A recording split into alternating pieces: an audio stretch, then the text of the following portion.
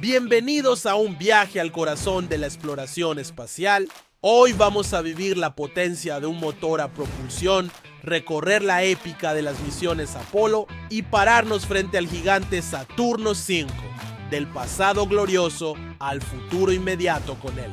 Programa Artemis y la revolución que marcan SpaceX, Blue Origin y las nuevas fronteras del espacio. Esto no es historia, es el presente de la humanidad conquistando el universo. Te invito a que juntos recorramos esta emocionante aventura.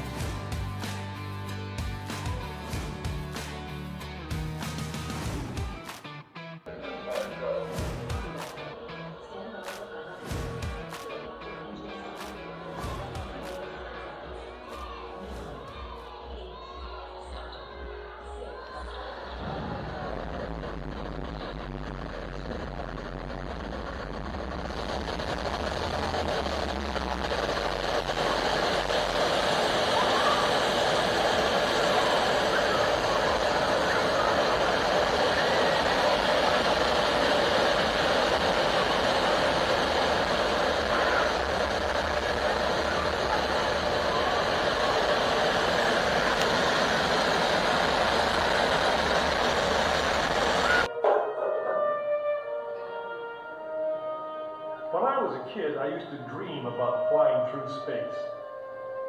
Every week on TV, I'd watch my heroes as they jumped into their rocket ships and took to the sky. And I wanted to be like them. They had courage, imagination, and no problem ever stood in their way for long. You know, in the end, when we actually did send men into space, it turned out that those were exactly the qualities it took. I'm John Hudson. This is Pad 39 of the Kennedy Space Center. I was a launch controller here when from this very spot, man took off to fly to the moon. It was a journey that began 12 years before that rocket ever left the ground. And it started on the other side of the world. Back then, we were one of two superpowers that always seemed to be on the edge of a terrible war. In 1957, the Soviet Union launched the first ever man-made satellite into Earth orbit. They called it Sputnik, which means traveling companion. And in a world where peace hung in a delicate balance, it seemed to create a dangerous advantage. Every ham radio operator in America could hear it beeping. People were afraid. Were the Soviets looking down on us, watching us? If they could make a satellite pass over our cities, could they do the same with a bomb? Our own space program kicked into high gear, and less than 2 months later, we were ready to launch our own satellite.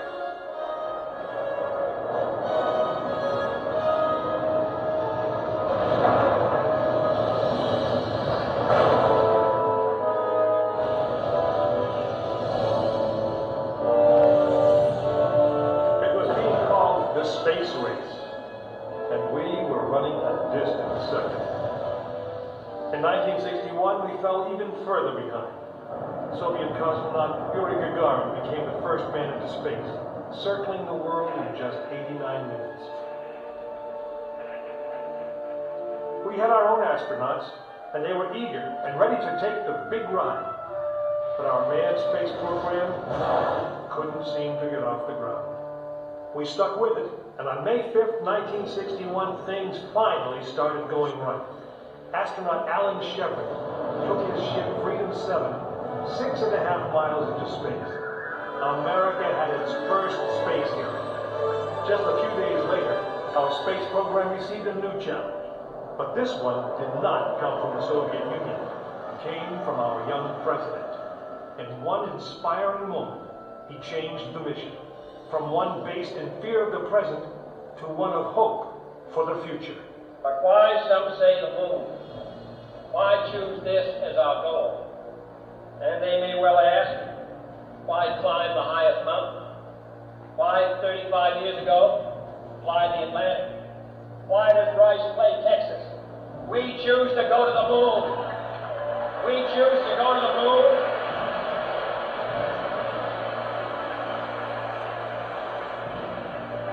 We choose to go to the moon in this decade and do the other thing. Not not because they are easy, but because they are hard. We hadn't been more than 16 minutes into space, and now we were going to the moon. We would have to design a rocket the size of a 36-story office building, put it together with the precision of a microscope, and accelerate it to the speed of a bullet. Then we'd have to guide it to a moving target 250,000 miles away. Many people thought it was an impossible dream, but 400,000 of us set about making that dream a reality. It would be the longest, most hazardous voyage that any man had dared to attempt.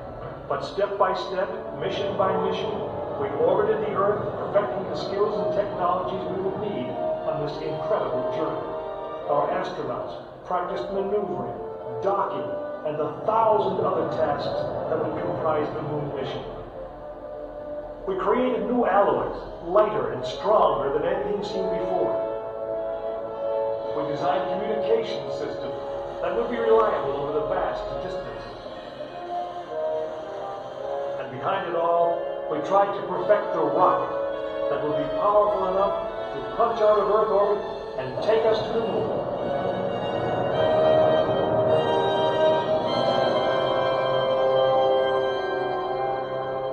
One day, however, the dream of flying to the moon almost slipped away. It was January 27, 1967. Astronauts Virgil Gus Grissom, Edward White, and Roger Chaffee were on board Apollo 1 for a plugs-out test, a full-scale dress rehearsal for the actual launch. Suddenly it happened. There was a fire in the capsule. 3 men whose lives had been in our hands were lost.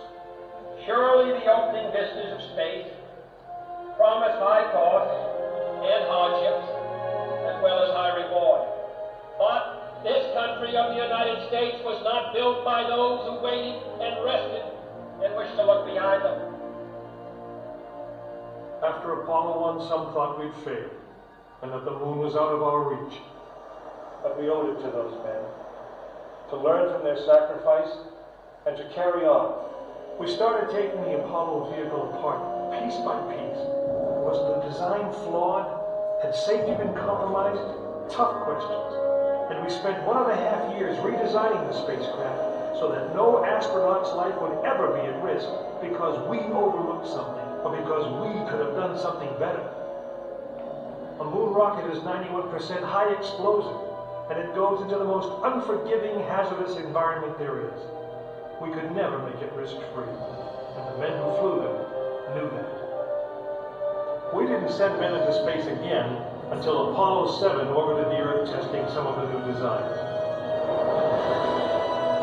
When everything worked perfectly, the decision was made. The next mission would travel to the moon. It was mankind's destiny to leave the shores of our planet behind and strike out across the vast ocean of space. In the great span of our history, now was the time that we could. Now was the time that we would.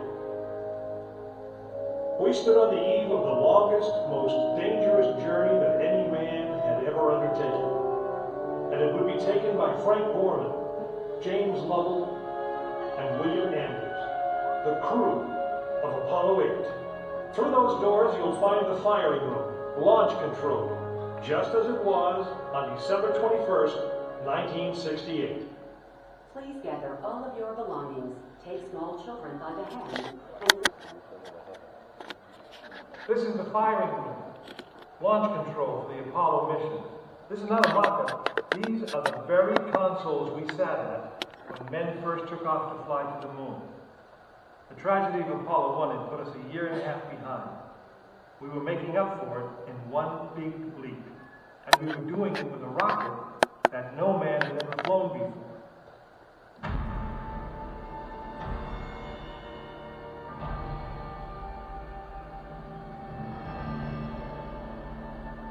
It was a few days before Christmas, 1968, when Apollo 8 sat on the pad. She was the first of a new kind, a moon rocket. This was the Phoenix, risen from the ashes of Apollo 1. The first Apollo crew did not die in vain. This was to be their testament.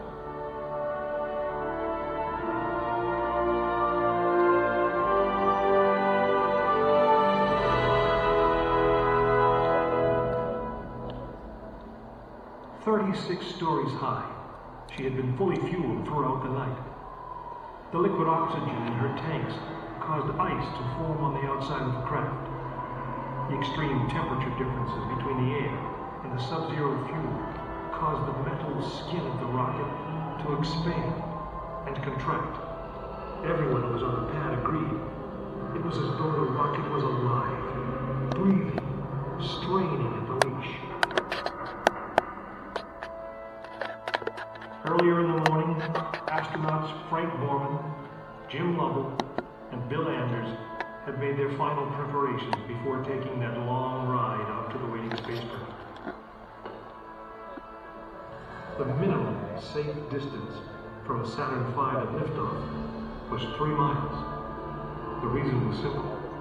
When fully fueled, the rocket contained the explosive power of an atomic bomb. As the clock counted down, the astronauts and all of us in launch control went through the pre-flight checks. Our hands on the controls of the most powerful, most complex machine ever built. It had over 2 million separate systems, and to bring these men back alive, everything had to work perfectly.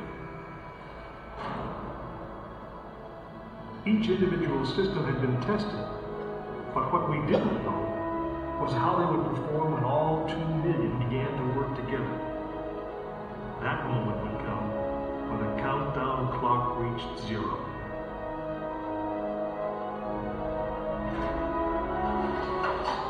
If a maneuvering thruster failed, if communications broke down, if navigation was off by 1 degree, if any piece of the miles of wiring, circuits, relays, or valves was defective, Frank Borman, Jim Lovell, and Bill Anders would pay with their lives. As they sat, waiting for launch on that chill December morning, these 3 astronauts were back to what they had always been, test pilots.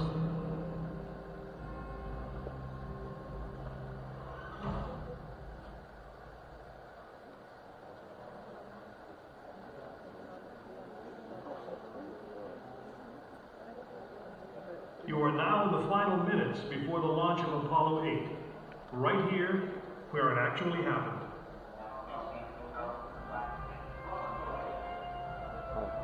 Mankind is about to leave his planet behind and journey to another. It is one of those rare moments when history is not being made, destiny is being embraced.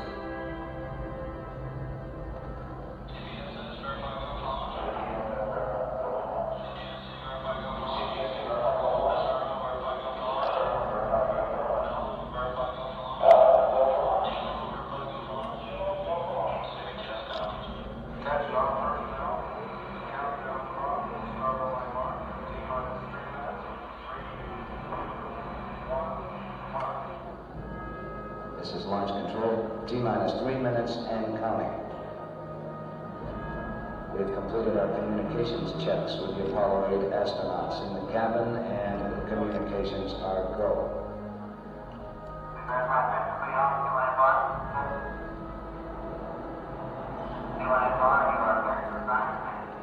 During this period, once we do get the firing command, the various tanks within the 3 stages of the Saturn V launch vehicle begin to pressurize. We have firing command. The firing command is in. We are now on the automatic sequence. T-minus 2 minutes, 20 seconds, and counting.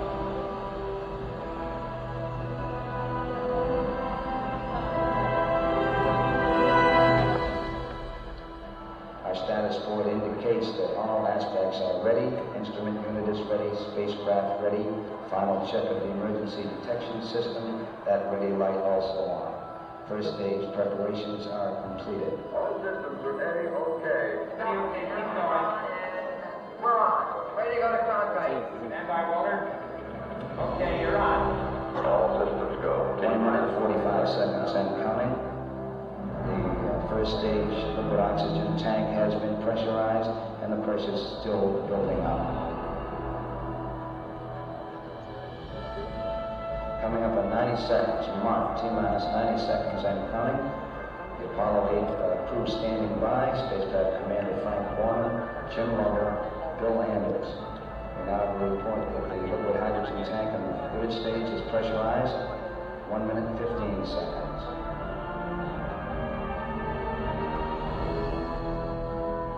All third stage propellants pressurized at this time as we come up on the 60-second mark on the flight to the moon. T-minus 60 seconds and counting. The vehicle now is completely pressurized.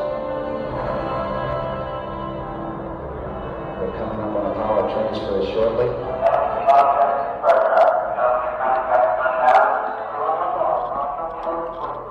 We have the power transfer. We're now within the launch vehicle.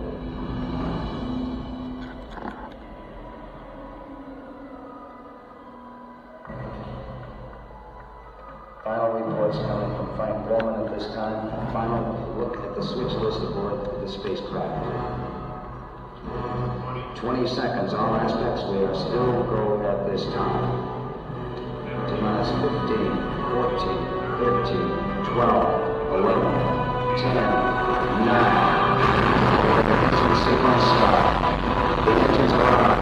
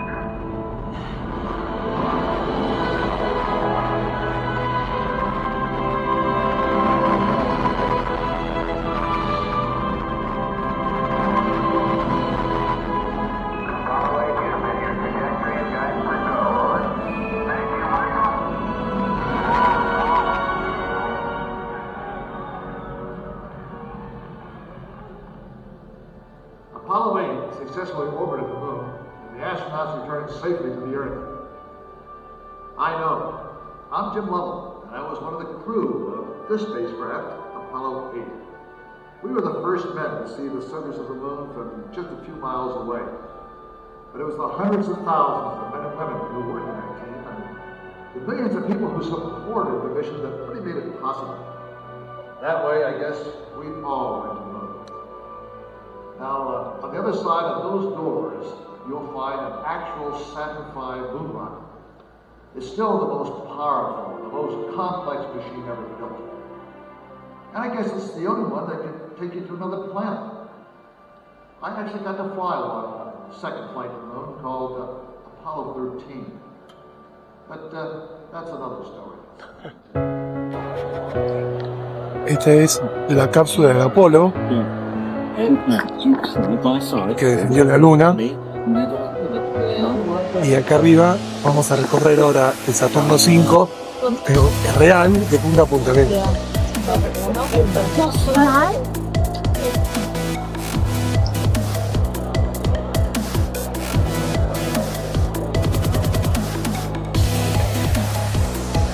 Increíble lo grande que es. Esta es la etapa 1, está el propulsor. Ahora vamos a la etapa 2. Mirá la cápsula del propulsor.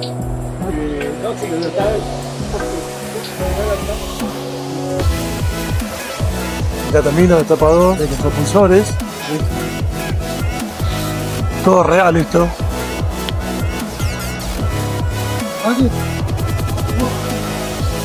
Y acá está la etapa 3.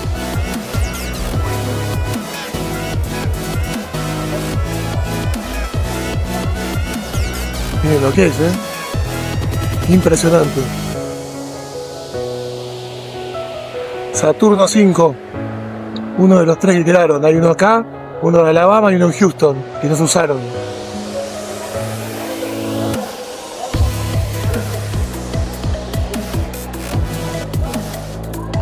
Y ahora van a ver, estas son las turbinas principales que arrancan. Tremenda.